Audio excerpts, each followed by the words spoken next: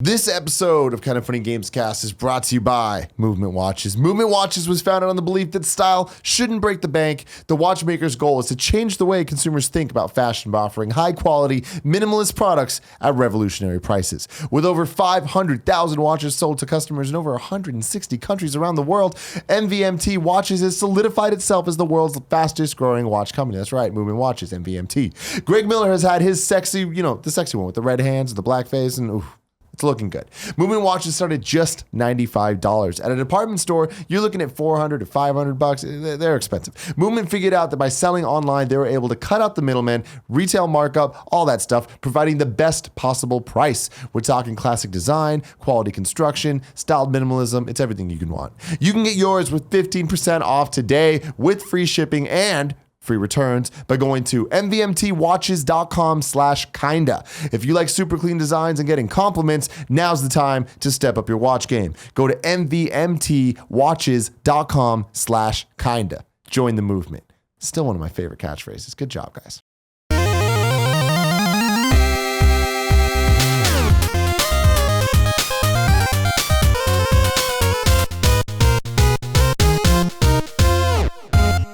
Greg, what have you been playing?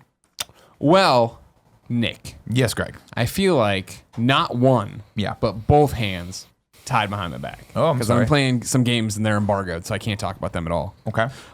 What I can talk about is the stuff we played, going to Australia. So that's why I brought in my Vita, so I could run through my trophies. But where I'd want to start, big Tim Gettys. Yes.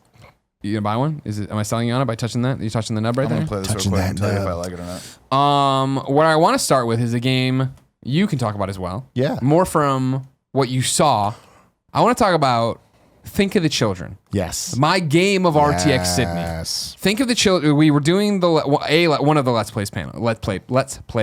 We've done The a bunch. Australian indie Let's Play panel. Right. And so it was like basically round robin. They brought out a bunch of different quick indie games. We'll talk about Death Squared as well. We can all talk to that because we have Let's Play up on it and we played more of it there. But I digress back to Think of the Children. We didn't get any primer on what these games were until we sat down to play them. Think of the Children is, and Nick, I need you to come back and listen. This is going to be a game for you. We're going to do Let's Plays of this. Okay. What are you reading? Text from 2064. Oh, you're reading trophy details on one of my trophies for 2064. I just clicked on something. Vita. Think of the Children. Buy it. Indie game. Australian indie game. Yeah. We played it on PC. The idea is that you and a partner, I don't know how many players it is, but we played it in teams of 2, right? Didn't we? Yeah, There's it was 2 on 2. Yeah. And so it was that there's 2 adults and then a gaggle of children. And you need to stop these children from being murdered or abducted or drowning. Or like there's all these different things where like the level I played was we were running around a playground. And as soon as the level starts, all the kids are in the center and then they run off to the sides. We got player 4 up there, it said. Yeah, so they run out. Kevin, see if you can get me more information on this. I should have done research, sorry. Like platforms release date, that kind of thing. But it's timed, and so how many can you save? How many? What high score can you get? The kids start and then they run. So yeah, they run to the streets. Child Protective Services runs up and tries to get them, and like you can run and grab them one by one and bring them back. You can run and scream, which will scare them off. Like you see a little radius of your thing run out, so then they go off in different things. Oh, there it goes, right there. And this is the level I played. You got a barbecue grill on fire. You can barbecue and give them burgers to up your score. They'll run into the pool and drown themselves. They'll suffocate in the sandbox. They'll run. Yeah, it's just Kids are stupid. They'll get exactly. From a gameplay perspective, it reminds me a lot of Party Hard. Yes. We did a Let's Play of it a long time That game was ago. awesome. Where pretty much there's a lot of shit going on, and you just need to kind of keep your eyes on everything at once. Yeah. It looked like a lot of fun. There was a level where you were on a beach, and you also needed to like take care of Grandpa because he was getting over sunburned, and like the sun was he'd light on fire, and then seagulls would attack one of the kids, and you have to like go. It's insanity. Jesus. What I like about it, like real life. Exactly. What I like about it, the Party Hard comparison is a good one, I think, in the fact that for me with Party Hard was very much take it at your leisure. Let's see what happens. It's similar to Hitman. You can think it out how you're going to do this and stuff. And I never felt compelled to come back. For this one, doing it where it's all of us working together, or I assume going against each other, or doing how we did, where it was teams of 2, we played and set a high score. Can you beat that score? That is going to be the let's play, I think, for us. All right, cool. Everybody jump in and play by yourself, and let's see. Or we break it into teams and go through and see you can do that and see, who can be the best at saving all these kids. Yeah. But it was funny. It was fast. It's one of those games that you get in and out of, and I really feel like the more we play it, the more other people play it. You'll come up with the strategies. You'll come up with the ideals. You'll be there to, actually have a strategy for coming out and winning. Take care of those kids. What do you got for me, Kevin? Details. Looks like...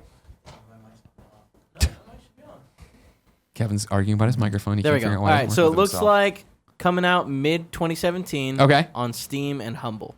Oh, okay. So it's just PC, is that right? Yep. Yeah. Eventually we'll have to start begging them. So that's the thing. For most of the Let's Plays we did, most of it's like, it's Steam, we're working on consoles. That's how indies are. Yeah, you know what I mean? You figure the PlayStation and Xbox team's probably still reaching out and talking to these people, of course. Wait, go back. Wait, hold on. Yeah. Go back. Go all the way back. All the way back. Well, if you're going to do this, you should show it on the TV, right? So people can see it. All the way back to the beginning. This is where... Yeah, it is. It's the trailer here. I love this so much. That's awesome. This is using the same footage that Nick and I used for Taco and Bell. Yeah. Kind of funny live. So yeah, think of the children. My game of the show for RTX Sydney. Granted, I didn't see everything, but it was fantastic. We saw a lot of stuff. All the games that we played, I think we should talk about all of them. I agree because they were great. I agree. I'm not. Did I sound like I was running from the conversation, you motherfucker? Go. Jesus. You know what? What's Nick? the next one? He got a big attitude. He got approached for one threesome in this fucking Australia, and now I got to hear about it every day. And he thinks he's big swinging dick more over than here. me. So then, while we were there, we also played Death Squared again. Death Squared, let's play up on youtube.com/kindoffunnygames. I think that game's awesome. Yes. It was awesome to jump in with a different team. I was the only Kind of Funny member. You were hosting the panel, so it was me and Jack and a bunch of the other guys just playing it through and trying to figure out, and like, we had new levels we played through there, and if you haven't seen the Let's Play, your different colored boxes. There's lasers that get introduced. When you move on some levels, you'll move a certain thing. Somebody else will move. They'll move a certain thing. So you have to get dropped in these areas and figure it out on how to do it. You were smiling. Remember Bodyguard? It's fun. Remember Bodyguard? Bodyguard. Yeah, it kind of reminds me of like a isometric Portal. Yeah. With 4 players, and you all need to work together to, That's a good idea. To kind of achieve your goal. Every level has like a different gimmick to it. Yeah. And the gimmicks start adding on top of each other, similar to how Portal would do. You're all trying to get to your colored square, which then when you're all there, shoots lights up in the sky, and that's the end of that level or whatever. Yeah. There is, there's a co-op mode you can do with 2 players, 4 players party mode. You can play it by yourself, but then you control all of them, which looks really confusing or sounds really confusing. We didn't see it in action when we did it. But I'm super stoked for that game. Looking forward to that thing. That is a PlayStation game, obviously. That is a Steam game as well, right? Yeah, okay. I don't think Xbox. Do you remember? I don't remember. Kevin, look up Death Squared. Give me the rundown on platforms and release date on that too. Thank you very much. But yeah, you should definitely check it out. youtube.com/kindoffunnygames. Look at our Let's Play. I think that our Let's Play sells the game very well. Well, sure. I mean, and that's our first glance at that. I mean, because what it is, usually how it works for Let's Plays, people hit me up and then I look at their game and say if we'll do it or not, or if we have time or whatever. And when I saw that a co-op puzzle game is usually no, we're not those kind of guys. But to jump in and actually watch the trailer, see people dying, I could immediately see us fucking with each other, which is immediately what happened. And then it became really quickly, Kevin wanted to lead and be the general, and he's ordering things around, not understanding things, killing us all. What do you got for me? PS4, Xbox One, Steam. There we go. March 14th is what the release date there says. 2017. Yeah. Why is it so big? Why is the mouse so big? Why is your mouse so big? What'd you do to your mouse? Oh, because they're cute. They got cute little things going on there. They cute. That was great. There was another game that you played during that called Adventure Pals. Yeah. Can you Was that what it's called? I think so. Okay. Can you Google that, Kev? YouTube it. Yeah. Adventure Pals. Couldn't remember if it's Adventure Pals or Buddies. Pretty sure it's Adventure Pals. I believe you. Because I kept having to say it over and over. Yeah, that's true. You did have to do more work on it. But this is the one that was like, we were playing boss rush mode or whatever, or killing a bunch of bosses and playing co-op. So Kevin's looking up what Adventure Pals is, if that's the name of it. Yes, Pals, that is nailed what it. it is. It reminds me of Cuphead, but it's going to be available on all the consoles. Nice. So it's already better. Oh, damn, burn. Shots fired. Well, This is a game I didn't enjoy. Really? I played this I one didn't get to and- play it. It just looked great. It was just chaos and hitting things or whatever. It was like, whatever. It's got a great art style. And again, we were playing boss rush mode. Yeah. So maybe the gameplay will be fine on its own, but just running up and attacking trees, I wasn't feeling it. So like 2D platformer with a super cool art style. I'm trying to see if we can get a better clip of like a boss or something. Can you scroll forward? Oh, no, that was. I don't know what's happening. I can't control the video. Oh, okay. The video is out of control. That's it fine. controls us now. See, like that Anyways. stuff we didn't do. Yeah, it was just Yeah, running up you and were just doing the cute boss art stuff. style, bright visuals. Yeah. I think it looks really cool. There we go. Look, that was the boss that you fought. This Yeah, the tree dude. And it looks cool. I like it. Adventure Pals looks very much like Adventure Time. Yeah. So there's that. Then I'm thinking, now I'm walking the show floor in my head. Mm-hmm. I'm walking through the mental version of the show floor. There was one more game. Oh, from the indie game? Yeah. You're going to pee and get nuts? Yeah. Do not bring nuts back here and eat nuts on this show. All right? You can come back and you can eat nuts off camera on the side and stare at me. You can why are you could have easily not crossed in front of the camera. There's another game called Goat Punks now that he's that I played on the second day. There's no reason for you to come back through like that. It's King of the Hill, but with goats, and it's a 4-player chaos game. It's going to be great for Let's Plays. It was the second day when we did the same thing with 4 new games. Gotcha. And it's essentially like you're these goats jumping up a mountain, and you just kind of spin around. It's like a platformer, and whoever gets to the top can drop bombs down below to fuck up everybody else, and they fall down. And you just got to get to the top and hold the top for a certain amount of seconds, then you win. It was utter chaos. It looked like a lot of fun. Definitely sold on that one. Okay. Now, exiting the stage, you and I went to a little booth called Nintendo. Wow. Do you remember that? Oh, I do. I need a prop for this one. You need what? I need a prop for this one. Damn it, I hate you. Can you just not? Yeah, I think it is. Yeah. One about what they played and then the RTX Sydney game. Yeah. You might remember this. Mm-hmm. Tim Gettys. Yeah, I do. It's called the Kind of Funny Nintendo World Championship. I remember it well. I'm the champion of it, as you know. You had never beaten me before we went to RTX Sydney. Now I have. Now we go to RTX Sydney, and they're like, hey, in between the panels, we need you guys occasionally to go do interstitials, where they bring the streaming crew to us. We talk at a booth for 5-10 minutes. We're like, all right, no big deal. We'll do that, no problem. You and I go to the Nintendo booth, unsure of what we will see, unsure of what games we will play. Will it be Zelda? Will we play Mario Kart Double Dash? We get there, because the whole thing's decked out for Switch. Switch is as far as the eye can see, ladies and gentlemen, for people just to walk up and play. They say, come here, go in this room. We go in this room. It's a 1-2 Switch game, the Katana game. Do we have a name? Do the 1-2 Switch minigames have names? So they do have names. Okay. That's what I'm looking up right now. Yesterday announced how many games. I told you not to eat the nuts on. I brought them for everyone. I said everyone, Kevin, not you.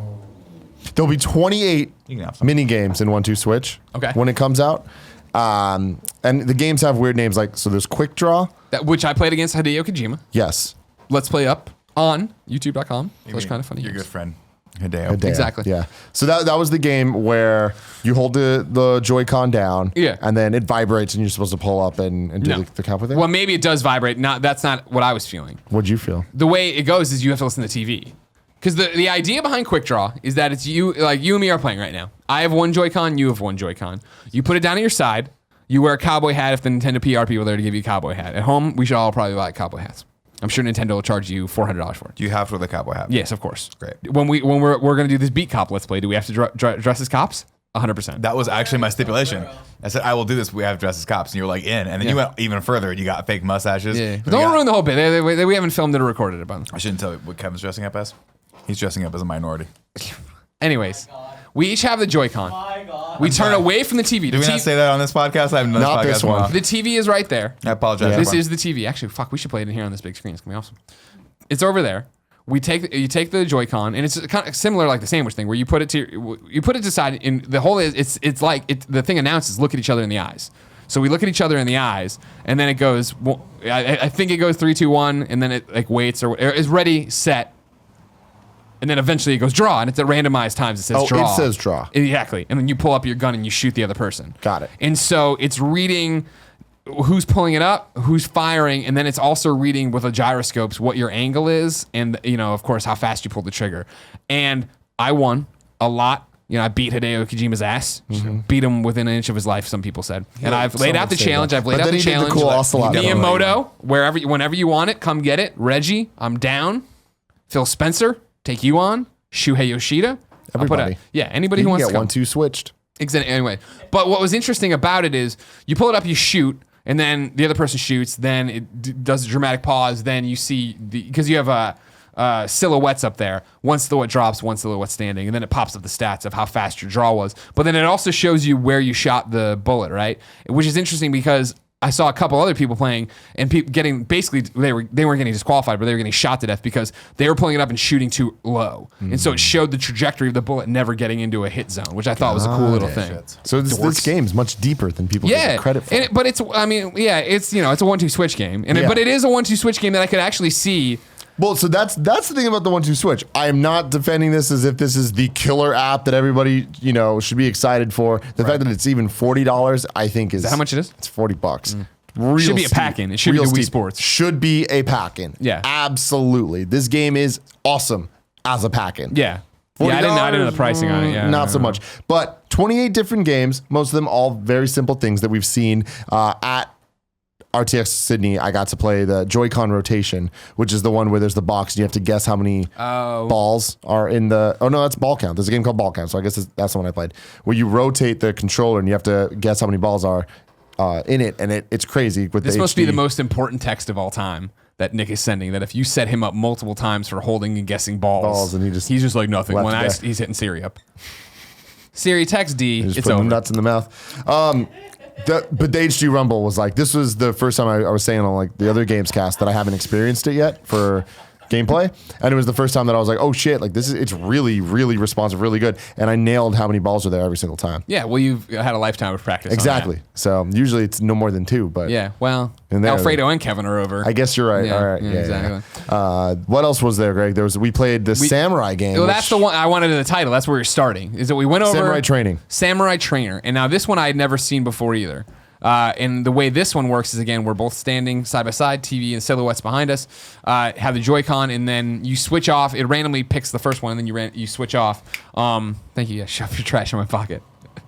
One person has the katana, and then the other person has to defend. Mm-hmm. And so the idea is, like, if it says I have the katana, this fucking guy, it'll be like, all right, ready, set, go, and I can go whenever I want to. And the idea is, it's similar to like that game you used to play where you'd slap the hands. Slap people's hands, yeah. Where you have it, and then I've got to come down and swipe. So he's holding the sword, and I'm like this with my clap your Joy-Con controller. So it's like, boom, and I'm supposed to like catch the sword. Exactly. Wouldn't work in real Samurai world, but I guess if it's Samurai Training, maybe it was. I think it would. It would work in real Samurai world if it was super specific. It worked in the Adventures of Remo Wilson.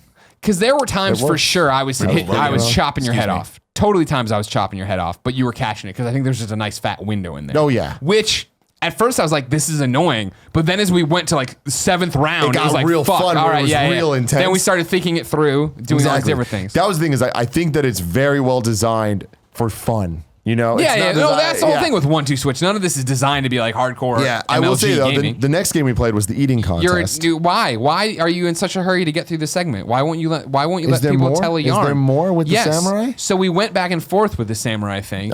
You started to get cocky, and you said, "I challenge you right here on this live interstitial stream that probably no one's watching because they're waiting for the next panel. I challenge you for the Kind of Funny Nintendo World Championship." And being a man of my word, I said, "Okay." You baited me into it. Then it came down to the definitive match. We've each got one under our belt. Who's going to win this one? And you, don't act like you did it on purpose, brought the Joy-Con up like this, and it registered as a downward blow, counted, and you won.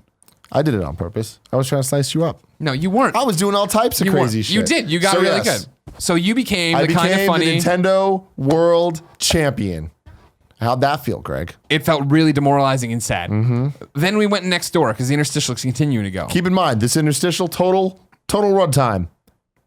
4 minutes? Yeah, 5 minutes maybe. I don't know, whatever. We dragged those fans in there and then never talked to them. I felt awkward about that. We walked into the other one, and this was a new one for me. This is the sandwich eating game. Eating contest. Eating contest is this one. And this one is you take the Joy-Con. You probably saw the slow-mo video, I hope, that I put up on I saw Twitter. Tim doing some disgusting things to it. Exactly. You take the Joy-Con controller, and then it's got the little sensor, and you get it here, and it's like, all right, cool, you set it the right spot, and then 1, 2, 3, go, and you got to eat the sandwich. And eat as many sandwiches as you can eat. Now, I've been training my whole life for this. Do you do it like this? No. Like this? no, I mean, like, none of... Do you shake it? No, like I mean, like, they want you to hold it here. Look, that was me. Yeah, there's Tim's going right there, going really hard on it. And I kicked the shit out of you. You did. You had no chance. And so I won back the Nintendo. Kind of funny. So the problem was, like, I think that I would have won, but you can see where I fuck up. Well, you're eating hot dogs. Maybe you can't. But you thought you were eating fish. You can see where I fuck up because I got the distance wrong. You need to like adjust the distance accordingly. How if this is the thing. How do you? Well, you need to go like this and go. Okay. See, I don't think you move How it. much teeth do you use? I think it was not moving the sandwich because it's reading from one You spot. needed to move the sandwich. You had to. Facing this is that was the amazing. problem because you could see the sandwich on the screen. Like when you were playing, I was looking at the screen, and the sandwich is moving, and you need to get. I mean, it was best to of 3, so you had time to figure it out. I did. We were out at the same thing. I was too busy just looking like Bobby Boucher's dad. And this was great. But anyway, so I won back. So you won back. So the record now stands that you have beaten me for once. Yes. That's for the kind of funny World Championship. So that was great. And then on the way out, we saw them. They did have Mario Kart there, and I was really upset I never got to play. That was exciting. Sorry, but anyway, there's a whole bunch of other games that are going to be available on 1-2 Switch. The sandwich game was the one game that, I mean, it's going to be funny looking to people to do that stuff, but like I didn't think it was that responsive. Like, yeah, no, 100%. That was upsettingly not good. Yeah. Whereas the samurai stuff was like perfectly. It was casual enough and fun enough. But I think 1-2 Switch is going to be such a good drunk party game. Oh, sure. Like it's going to be up there with like Jackbox. That's going to be the one where your friends come over and they're like, "Oh, cool, you got the Switch. What do you?" And let's fucking play the samurai. Let's do the gun because everyone had fun with the gun game. Yeah, the gun game was great. Yeah, and there's 28 total games. And I'm sure there's other winners in there. Yeah, exactly. I'm sure there's other losers as well. Of course, there's a game called Baby. That one looks weird. You saw it, right? There's a game called Milk that I haven't played yet, but it's the one where you just go like that. Nick's gonna like it. Nick, God, why are you even here if you're just gonna text all the time? I'm sorry. I'm figuring some shit out right now. I'm sorry. Hey, figuring anything out. Relax. You're not figuring anything out. Hey, bro. He just made the jack off motion for a game called Milking, and you didn't even like care. I gave him a good 5 minutes of fake dick sucking. In that, everybody wants 5 more. I need more. Let's talk about some Greg. Yeah. This is your first time playing the Nintendo Switch. Yeah. So you played those games you were just talking about, the 1-2 Switch stuff. Did you play Snipper Clips? No. Oh, you I saw it in the VIP room. But that was a woman who was nice enough to unlock her Switch to let me actually hold the Switch as one fucking thing. Because so many people were there were like, "Oh, here's the Joy-Con grip, and I'm like, can I just put it on and pop it out?" And they're like, "Ah." Yeah. We went cowards. through this. Nintendo's weird about that shit. Did you play Zelda? No. But I played Zelda. I'm done. Okay, so I'm you sold literally on just Zelda. held the controller. Yeah, I held the Switch when I went to Snipper Clips. Yeah, I got to hold the Switch with the Joy-Cons on the side, which is what I've been wanting to do. Because I've played with it. I had played with the Joy-Con grip with them slide down. You've been selling people a crock of shit. So what are you saying? It was too tight. It was too tight. What? I want and I have to buy a Pro controller now. The Joy-Con grip thing felt way too tight. Too tight? Dude, Yeah. I mean, it's literally the same as the Pro controller in terms of tightness. I can't believe the that for a buttons are small. That's the reason I'm fucking off this. I'm Pro controller all the damn way. For me, it's not the buttons because when I held the Switch as a unit, I was like, oh, that's okay. I can do this. You know what I mean? Like, I prefer a controller, but I can hold it all as one thing. A lot of decisions to come down on March 3rd. There is. I mean, I'm just going all in because I'm me and I figure I'm going to walk on down to Target and buy the Pro controller. No one will expect to go there. No one will think to go to Target. Yeah, exactly. You're not going to get one. Yeah. Shitbag Target. Crappy ass Target over here. No. We missed anything else? Yeah. Oh, I still got plenty to talk about. Yeah, I mean, do you want me to hurry him through? Because you seem to not want me to have any fun with my games. Have as much fun as you want. I don't want you to have fun. So, as we're going to talk about later, I interviewed Hideo Kojima. Mm-hmm. A gentleman there, Joshua Boggs, also interviewed Hideo the next day. He's a game developer. He made the game Framed. Yeah. Frame 2 is coming up. He was showing Frame 2 on the RTX Sydney show floor. I went over there and did an interstitial with him, screwed around with that a bit, then went when he had reached out and explained it, he was like, hey, we're doing this, blah, blah, blah. I made Framed. Hideo Kojima's game of the year. I want to say 2014. It was not this last year, but whatever. I guess Hideo said this is his favorite game. I was like, awesome. So I bought it. And then I played Frame 2 a little bit there, and I was like, oh, this is cool. With the idea of Frame 2, iPad game, right? Or iPhone game.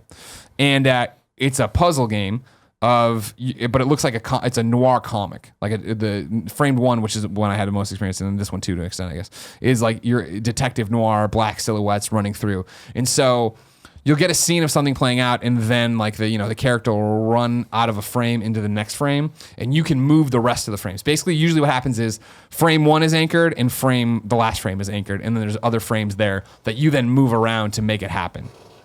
And so, what is this called? Framed. Oh, cool. And so the trailer I had seen that made me buy the game after talking to him through email before RTX City even came around, was like he runs to a window and jumps out the window and grabs onto like a clothesline to go down, but there was a pigeon in the way. So if you and then he hits the pigeon and falls. But if you went and flipped him, oh no, it wasn't that. He went down, and if you didn't move the frame to the pigeon, the cops lean out the window and shoot, and they shoot you. But if you move it around and put the pigeon in the right spot, you go down, the pigeon gets scared, flies away, and the cops can't shoot, and they miss you. They so shoot stuff the like pigeon? that. No, they fly at the pigeon. They can't aim. So they don't want to kill a pigeon. No, do you understand the amount of flack a police officer would get if it shot a pigeon? I mean, Jesus, right? Yeah, Jesus. pigeon lives matter. It's true. So you go down there, all this different stuff happens. You move, and I saw the trailer. I'm like, oh man, this game, gotta buy it. Bought it, and my idea was to play it on the plane, and I was gonna play it on the plane coming back from RTX because that's just how it shook out. Started into it and totally broke my brain because I wasn't expecting it to be as deep as a puzzle game as it was. And so what I mean by that is, I'm not texting. no, it's fine. I have it on my phone. If you want to just play it, you can just play it while I talk Nick about says it. He's looking it up. He's not texting. He's gonna text. We all know it's gonna Can you happen. get a YouTube trailer? Yeah, let me just see this. Well, Let me hold see on. You what want to you're just, talking you can do Skycam, can't you? Do you have Skycam going? Big Kev done? Yeah, I got Skycam going. Sorry, I was trying to figure out the. Well, hold on. Do this. about. I mean, I don't care if the audience sees it. They clearly don't care. What do you mean? I just don't care. I'm joking around. there you This go. game looks cool. And so Skycam it up, Kev. Hold on. How is that? Hold on. You hit one button and it's fucking on Skycam. It's like 4 buttons. Why is it 4 buttons? I don't understand. I don't know. It's one button. Anyways, There we go. It's not 1 button. Because so we're coming off of RTX Sydney. We've had the show of our lives. We let it all in the field. This starts breaking my brain real quick because it wasn't what I was expecting. I was expecting more of a narrative adventure of moving these frames. This is what's happening. All right, cool. See, like right there, like right. So the one they're showing you is, this is their tutorial. Slide it over. Just do this. Just be no, don't. What do you do? No, Nick. That's not how frame works at all. But you slide it over, and then the thing will play out. He'll light it, and then he'll light a cigarette or whatever. See, like no, it's going. See, like there was action up there and stuff. Oh, that's cool. So I was expecting to be more narrative driven with like I'm moving these things around to make it happen. But then it gets going and no, like there's a level and it's not deep into the game. It must be 20 minutes because I didn't play it for long because I was so tired. In that you're going through this and when you're running, you have to pay attention to what colored hallway or corner you're coming around and then match it up the next way over and to put the sequence together to come out and sneak up behind people to take. And I was like, fuck man, I'm in over my head. And what I really found on top of it, on top of that just being difficult breaking my brain was the fact that it didn't play the way I thought it would play. Where I thought I'm running, right to left. I'm going to run through this thing. So when I exit, I'm running left to right. So when I exit the right side, I'll come in on the left side. And that wasn't always the case. Sometimes it's like you're running off the right side of the panel, but then on the next panel coming up a hallway. And so like that really, there was enough going on there that I don't want to say I didn't like it. But it wasn't what I needed in the moment. I think it looks awesome. I still want to go back and play it. It's on the iPad, but it was like, oh, fuck. Like, I don't know. But Frame 2 is coming up soon. This looks like a Kevin Coelho game for sure. Oh, yeah. The GoPro? The GoPro? This definitely seems like one for the GoPro. But yeah, you can see it. It's a great idea. It's awesome. I'm not trying to say it. I'm not into it. It's just that I was so tired after that convention to sit down and have like a real thinking man's game was not what I was in the mood for. Instead, I fucked around. Can I kill this cop? You can, but will you? See, like coming in and out, kick in and out, stuff like that's weird and it's screwing me off. But you get it, right? Of course, like cool. And then, but it's like piecing it all together was really breaking my mind. This is fun. But it's fun. No, it's a cool idea. I'm excited for see what happens with Frame 2. Again, like this game did really well, won a bunch of awards. So clearly, I'm not, I don't think you have to take my I'm tired and couldn't figure it out kind of thing is like a problem with the game. No, this looks really cool. But yeah, shot to think death. I just died. See what happened there? I think I just died. I think those are the big ones for what I played at RTX in the show floor. Do you have other stuff that you played at RTX? I'm trying to think. Some of the other indie games were super cool, but I don't remember them off the top of my head. But I'll think about it, and next week I'll talk about them. Because I did a whole bunch of stuff where I jumped through things on the plane, trying to find what fit my mood. Played more Danganronpa, like I said I would. Similar thing that always happens, though.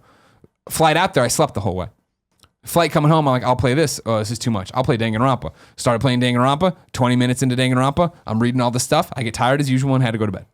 Danganronpa, being a visual novel, a lot of reading, seems to put me to sleep every time. Not a comment on the game. Colin loves it. Everybody loves it. I'm just tired and I should play it at home when I'm not in bed.